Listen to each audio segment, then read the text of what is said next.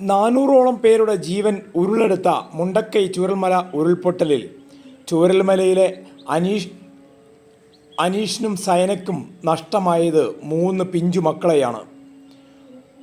9 വയസ്സുകാരൻ നിവേദിനെയും 7 വയസ്സുകാരൻ ധ്യാനിനെയും വെറും 4 വയസ്സുകാരൻ ഇഷാനെയുമാണ് അനീഷിനും സയനയ്ക്കും നഷ്ടമായത്.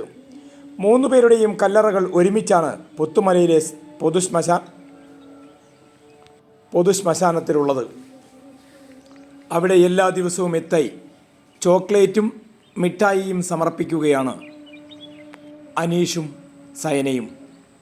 ഇത്തവണ ക്രിസ്തുമസിന് പുൽക്കൂടും നക്ഷത്രങ്ങളും ക്രിസ്മസ് ട്രീയും സാന്താക്ലോസുമെല്ലാം കല്ലറക്കരികിൽ ഒരുക്കിയിട്ടുണ്ട്.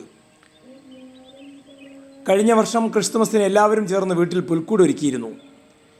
ഈ വർഷവും പുൽക്കൂട് വീട്ടിലുണ്ടാക്കാമെന്ന് അനീഷും സയനയും മക്കൾക്ക് വാക്കു കൊടുത്തിരുന്നു. ഈ വാക്കു പാലിച്ചാണ് പുത്തുമലയിലെ പൊതുശ്മശാനത്തിൽ 3 സഹോദരങ്ങളുടെയും കല്ലറക്കരികിൽ ക്രിസ്മസ് ട്രീയും നക്ഷത്രവും പുൽക്കൂടും ഒരുക്കിയത്. ഏവരുടെയും കരളലിയിക്കുന്ന കാഴ്ചയാണ് പുത്തുമലയിലെ പൊതുശ്മശാനത്തിലുള്ളത്. ആരും ചെന്നാൽ അല്പസമയം നിശബ്ദരായി പോകും.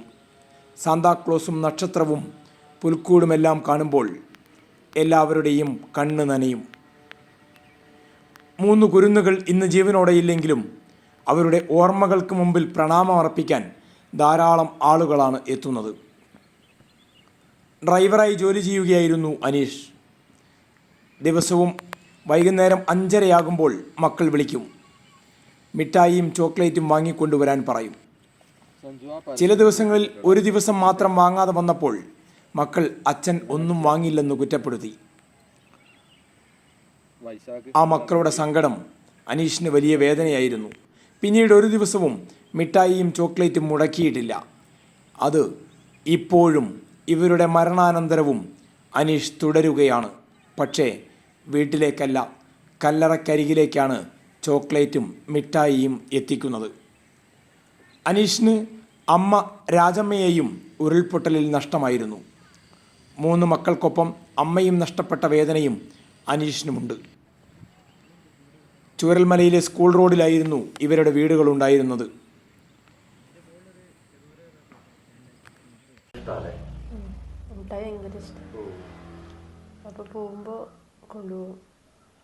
അത് ഞാൻ പണി കഴിഞ്ഞ് വരുന്ന സമയത്താണെങ്കിലും പ്രതീക്ഷയോടെ കാത്തു നിൽക്കും. ഇപ്പോൾ അല്ലെങ്കിൽ വിളിക്കുക, എൻ്റെ നമ്പർ കാണാതെ അറിയാം മൂത്തവന്.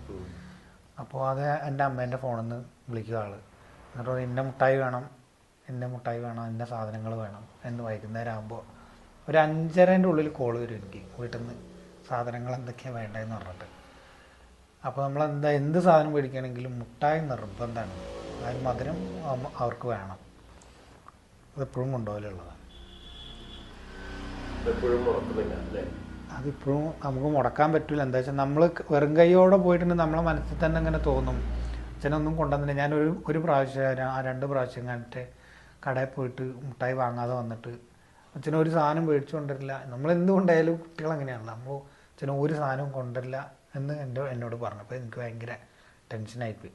അപ്പം അന്ന് മുതൽ ഞാൻ എൻ്റെ കൈ എന്നെ ഒന്നുമില്ലാതെ പോകുമ്പോൾ എനിക്ക് ഭയങ്കര ഫീലിങ്ങാണ്. ഞാൻ എന്തെങ്കിലും ഒരു മുട്ടായി ഞാൻ മേടിക്കാതെ പോകില്ല. ചെറിയൊരു നിർബന്ധമാണ്.